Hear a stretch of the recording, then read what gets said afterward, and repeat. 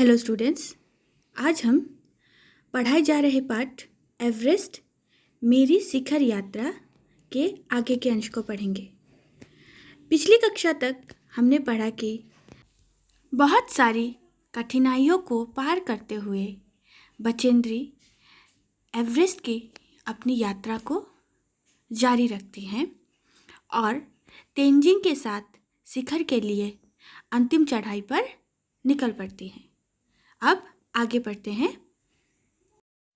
बचेंद्री सुबह 6:20 पर अंगदोर्जी के साथ साउथ कोल से बाहर निकलती हैं।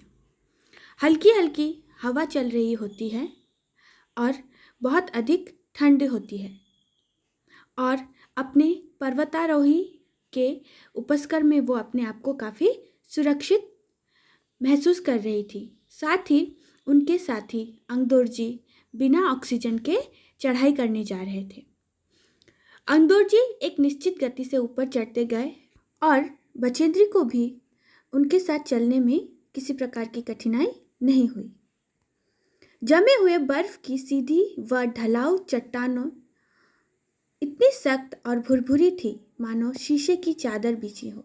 मतलब चलने में ऐसा लग रहा था जैसे ज़मीन पर शीशे की चादर बिछी हो और बचेंद्री उस पर चल रही है। हमें बर्फ़ काटने के फावड़े का इस्तेमाल करना ही पड़ा और मुझे इतनी सख्ती से फावड़ा चलाना पड़ा जिससे कि उस पर जमे हुए बर्फ़ की धरती को फावड़े के दांत काट सके। मैंने उन खतरनाक स्थलों पर हर कदम अच्छी तरह सोच समझकर उठाया। 2 घंटे से कम समय में ही हम शिखर कैंप पर पहुंच गए थे, यानी कि शिखर के लिए जो अंतिम कैंप था वहां पर वो लोग पहुंच गए थे। अंगदोर्जी ने पीछे मुड़कर देखा और मुझसे कहा कि क्या मैं थक गई हूँ? मैंने जवाब दिया नहीं, जिसे सुनकर वे बहुत अधिक आश्चर्यचकित और आनंदित हुए। उन्होंने कहा कि पहले वाले दल ने शिखर कैंप पर पहुंचने में 4 घंटे लगाए थे और यदि हम इसी गति से चलते रहे तो हम शिखर पर दोपहर 1 बजे तक पहुंच जाएंगे। लाहाटू हमारे पीछे पीछे आ रहा था और जब हम दक्षिणी शिखर के नीचे आगम कर रहे थे यानी जा रहे थे, वह हमारे पास पहुंच गया। थोड़ी थोड़ी चाय पीने के बाद हमने फिर चढ़ाई शुरू की।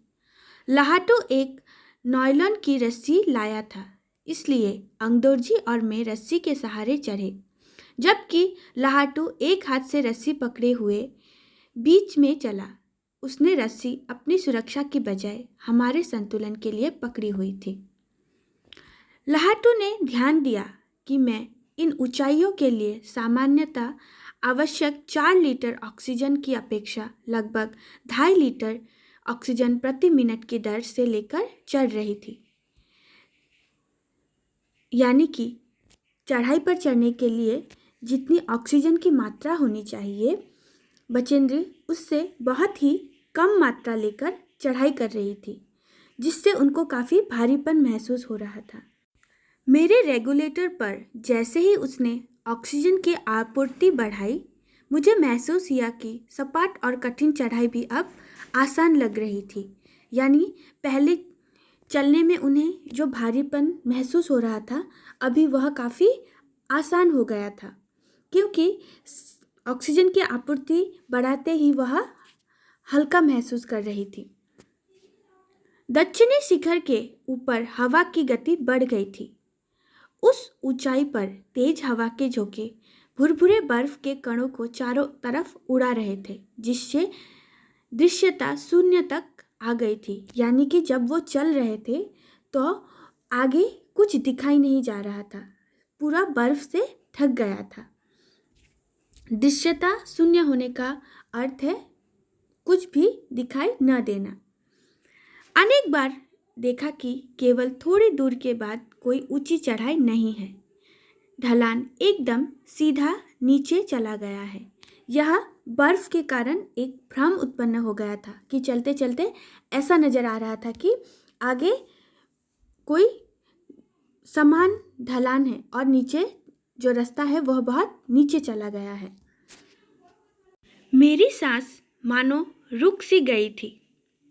मुझे विचार कौंधा की सफलता बहुत नज़दीक है, यानी बचेंद्री को ऐसा लग रहा था कि उनकी सफलता उनसे बहुत नज़दीक है।